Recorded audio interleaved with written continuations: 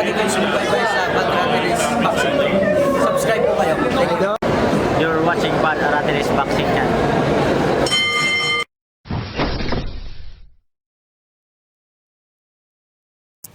Magandang araw sa ating lahat, mga boxing fans. Saan man panig kayo ng daigdig naron, dito na naman tayo sa another episode ng ating Bad Ratelis Boxing Channel, no?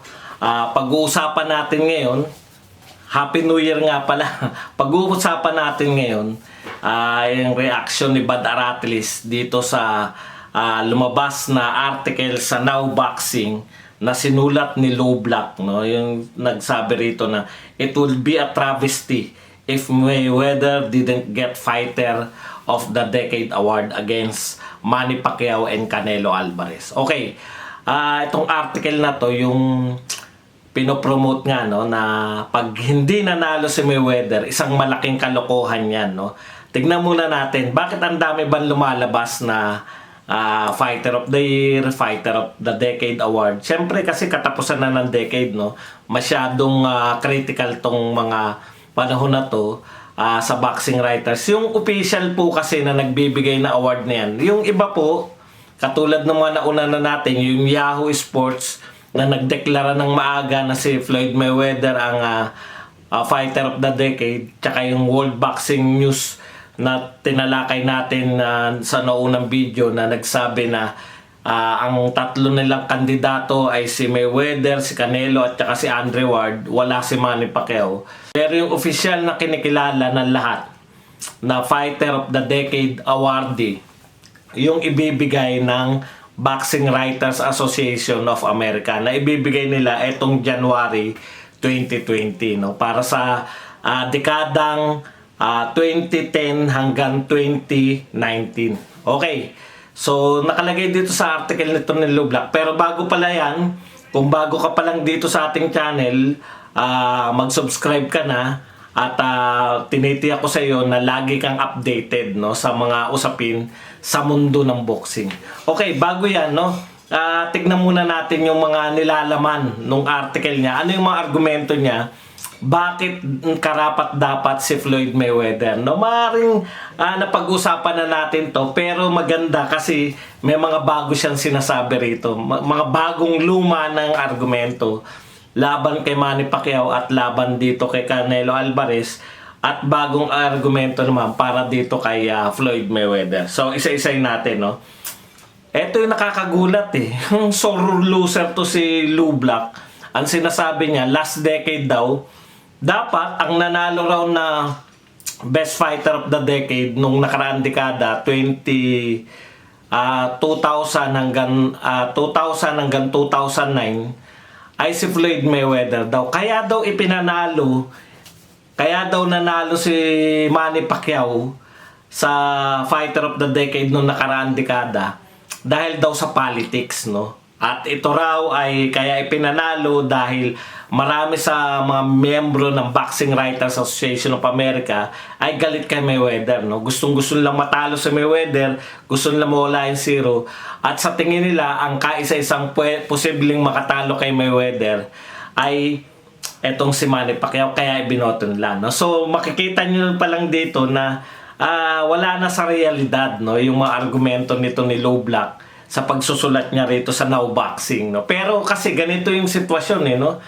Nagsusunod-sunod yung mga writer, iba't ibang writer sa Amerika, sinusunod-sunod nila yung mga argument pabor kay Floyd Mayweather, no? At walang nag-argue na pabor naman kay ano. So, nakukondisyon ngayon yung utak ng mga Amerikano na ang karapat-dapat talaga na Fighter of the Decade ay si Floyd Mayweather, at walang duda, no? So mamaya isa-isay nating blankohin tong mga argumento na to ni Lou Black, no? So kung ganyan na argumento mo, dinadama mo pa yung last decade na dapat siguradong dapat si Floyd Mayweather na nanalo, talagang ano lang to, no? Propaganda machine lang to ng kampo ni Floyd Mayweather. Last decade, sore loser mo naman. Ang tagal na nung dekada na yun, eh. May panibago ng dekada. Okay. Unahin na natin yung argument niya against Canelo Alvarez. Una, talagang tinalo ni Mayweather. O malinaw yun, no? Hindi karapat dapat si Canelo kasi tinalo siya ni Mayweather. Pero yung argumento natin na sumasang-ayon tayo rito kay Lublak, si Canelo ay paid user. At yan ay napatunayan, actually, nasuspend pa siya. 'Di ba?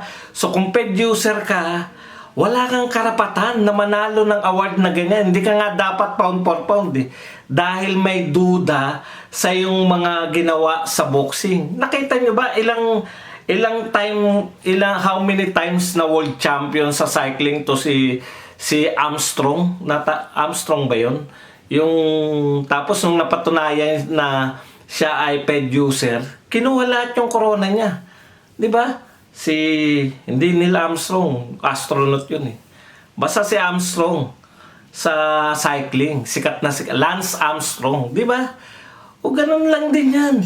Once na ikaw ay napatunayan na paid user, wala na yan dapat. Lahat ng mga achievement mo, talo ka na dapat. Okay. So kay Pacquiao, tinalo rin daw ni Mayweather. Tama naman yun officially, pero disputed yun. Okay. Eto pa bago tayo pumalaot, no?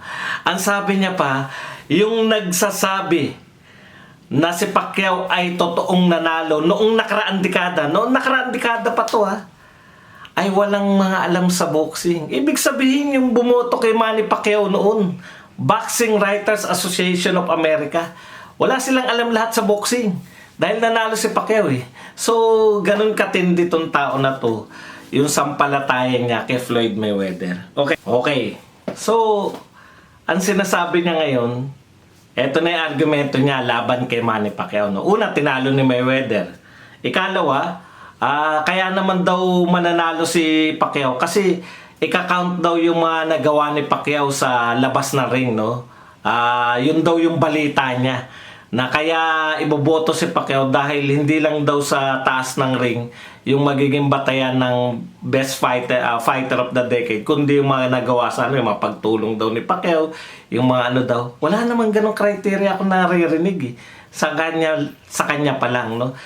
Kung ganun daw ang pag-uusapan, si Mayweather pa rin daw mananalo dahil single-handedly siya daw ang nagdala ng drug testing sa boxing. Pucha pa, bago pala si Mayweather, walang drug testing sa boxing, no? Ganun ka, tong tao na to, no? Siya daw single-handedly brought drug testing to boxing, no? Si Floyd Mayweather. Ha? Ganun pala talaga yung utak niya, no? Okay. Eto raw yung mga ginawa ni Floyd Mayweather kay Pacquiao. Kaya hindi karapat dapat si Pacquiao eh. Teka lang, ulitin natin yung phrase. Hindi karapat dapat si Pacquiao kasi eto yung mga ginawa ni Mayweather noon na hindi sinunod ni Pacquiao. Di ba? Mayweather demanded Pacquiao to take USADA testing, no? At marami raw excuses si Pacman na kesyo takot sa karayom, kesyo ayaw kuhanan ng dugo. Bakit daw may tattoo si Pacquiao kung takot sa karayom? Bakit daw? So, ang dami, no? Siyempre, pag ikaw naman wala kang kamalay-malay, Amerikano ka na nakanganga ka lang, ha? Oo nga, dapat manalo si Mayweather. Si Pacquiao pala hindi nagpa-drug test. At si Pacquiao daw ay admittedly drug user. Kailan inamin ni Pacquiao na drug user siya? Baka pati yung commercial na alaksan ni Manny Pacquiao. Yun yung sinasabi mong admitted. Dahil, tama nga naman, kino-commercial pa ni Pacquiao, di ba yung masakit sa lalamunan, sakit sa kasukasuan, alaksan yan. Hindi yun yung drug testing na sinasabi natin, hindi yung alaksan. Ang sinasabi dyan malinaw, yung USADA. Okay, sige, linawin natin yan. Alam nyo mga kapatid, matagal na nating pinag-usapan to pero ibalik lang natin. Yung panahon na yan, kaya nga sabi Mayweather demanded to Pacquiao na take daw USADA. Ano ibig sabihin yan? Pareho kayong boxer eh. Bakit ka magde-demand kay Manny Pacquiao na siya mag-take ng USADA? Ngayon yung USADA okay na. Pero noong panahon na yun, sino yung nagte-take ng drug testing? Kung sa Nevada kayo maglalaro sa Las Vegas, Nevada Commission. Nevada Commission yung magda-drug testing sa inyo. Si Mayweather, Ayaw niya nun. Ang gusto niya, magdadala siya ng outside na magda-drug test. Kaya yun yung tinatanggihan ni Pacquiao. Sino ka? Para diktahan mo ko na yung dala-dala mo, dyan tayo magda-drug testing. Hindi naman yan yung legal. Ang point ni Manny Pacquiao, kung lalaban tayo sa Nevada, sa Las Vegas, Nevada, Nevada Commission yung magda-drug test. Tinanggihan niya ba yung drug testing ng Nevada? Hindi. Hindi kailanman. At saka tapos na tong issue na to eh. Alam niyo ba na dinimanda ni Manny Pacquiao yung mga Mayweather sa pag-i-insinuate na siya ay ped user? Nagbayad na sila ng milyon out of court settlement. Kaya tumahimik ka na, Lublak. Wala na yan. Pasay na yung mga sinasabi mo na yan ng mga drug test. Pero ilinaw pa rin natin sa kanya. Bakit ayaw ni Manny Pacquiao na kunan siya ng dugo? Nung unang laban nila ni Morales, dahil si Morales yung A-side, oras na lang, as in oras na lang, lalaban na si Manny Pacquiao. Kinunan pa siya ng dugo. Pwedeng walang ano yun, walang epekto yun.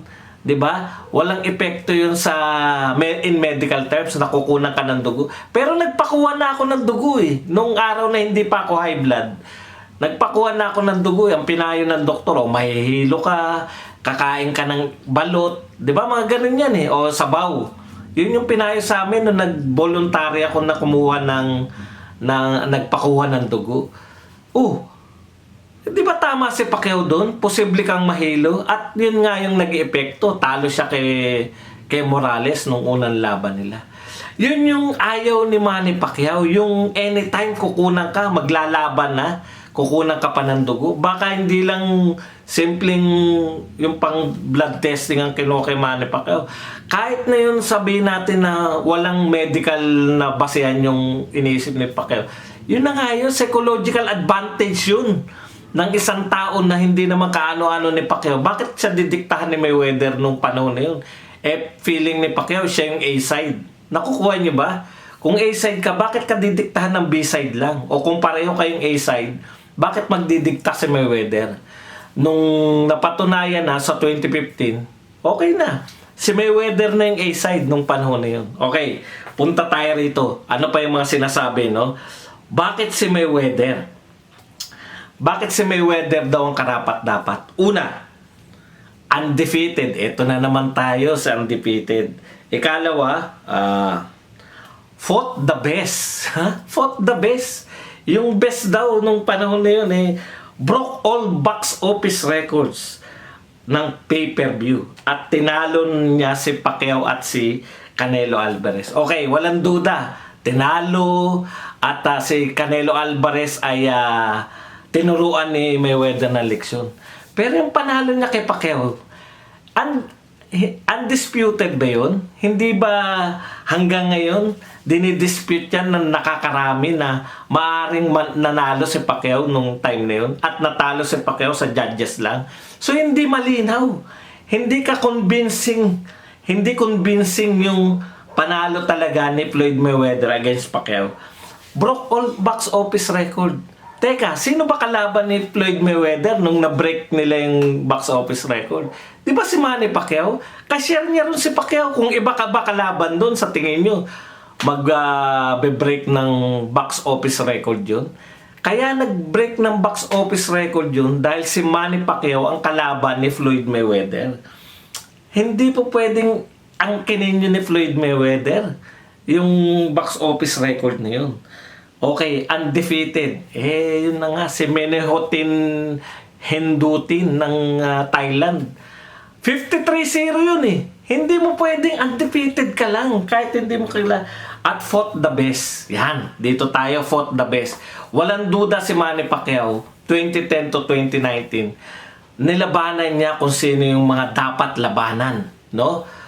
Sino lang sa 2010 to 2019 ang magaling na welterweight na hindi nalabanan ni Manny Pacquiao. Yung kalibel at mamaya iisa-isay natin yung mga nilabanan ni Floyd Mayweather. Kaisa-isa lang. Alam nyo kung sino? Terence Crawford. Alam nyo kung bakit? Bakit hindi nilabanan ni Manny Pacquiao? Umamin na si Bob Arum. Si Bob Arum ang umawat nung laban na yun. At alam na natin yan kung bakit. Ayaw niyang talunin lang ni Manny Pacquiao yung inaalagaan niya na future cash cow niya. Okay, punta tayo kay Mayweather. Fought the best. Sino ba talaga yung the best na nilabanan nito ni Floyd Mayweather? Ikumpara natin sa mga nilabanan ni Manny Pacquiao noong 2010 hanggang 2019. Tignan natin sa box record ng dalawang boxing. Okay, ito po yung laptop natin na naglalaman ng boxing record ni Manny Pacquiao at ni Floyd Mayweather noong 2010 to 2019. Okay, so si Manny Pacquiao, ito mga nilabanan niya: Antonio Margarito, Shane Mosley, Juan Manuel Marquez, Timothy Bradley, Juan Manuel Marquez, Brandon Rios, Timothy Bradley, Chris Algieri, Floyd Mayweather Jr., Timothy Bradley, Jesse Vargas, Jeff Horn, Lucas Matisse, Adrian Broner, at Kit Turman. Yan yung mga nilabanan ni Pacquiao.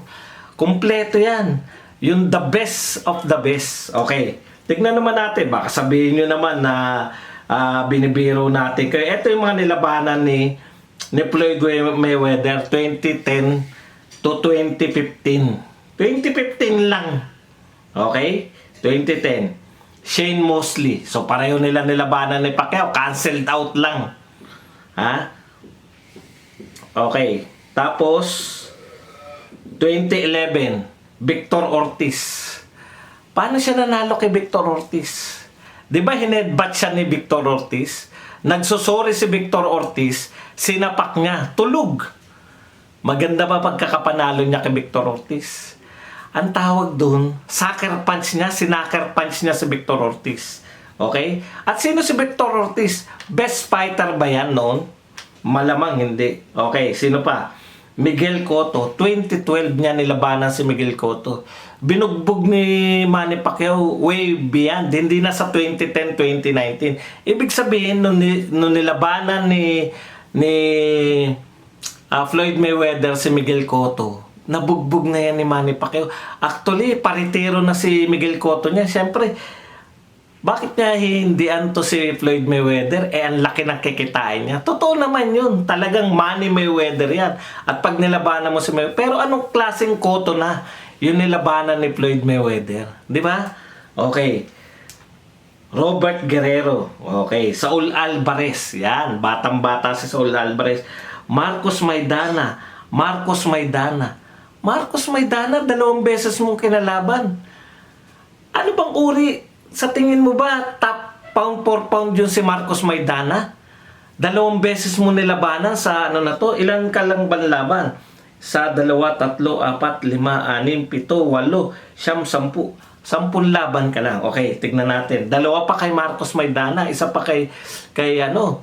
Hindi na mga ano yan eh, hindi nila naabot yung potential nila para maging great boxers, no? To si Victor Ortiz tsaka si Marcos Maidana. Pero bakit 2 beses mo pa nilabanan si Marcos Maidana?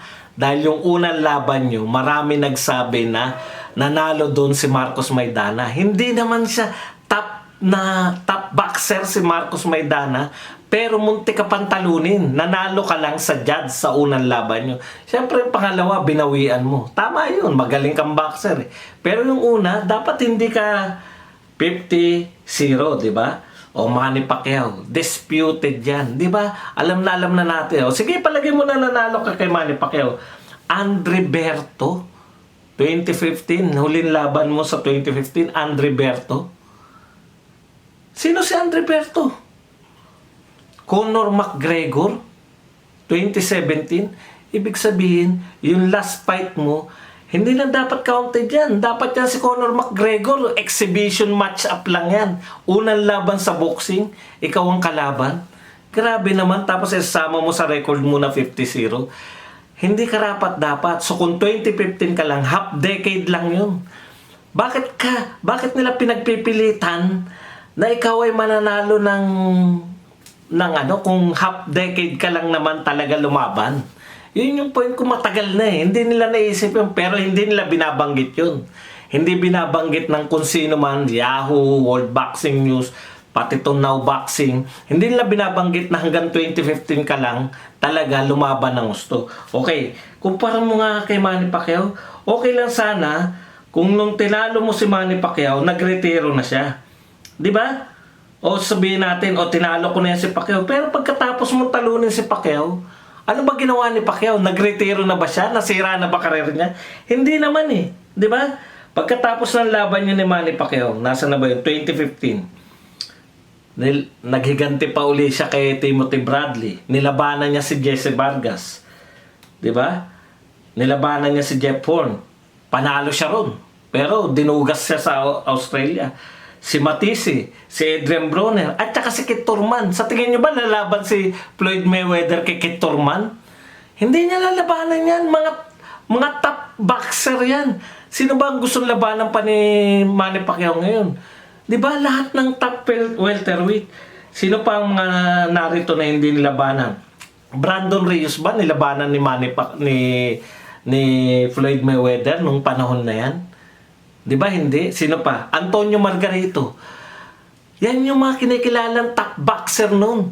Nilabanan ba yan ni Floyd Mayweather? Hindi niya nilabanan yan.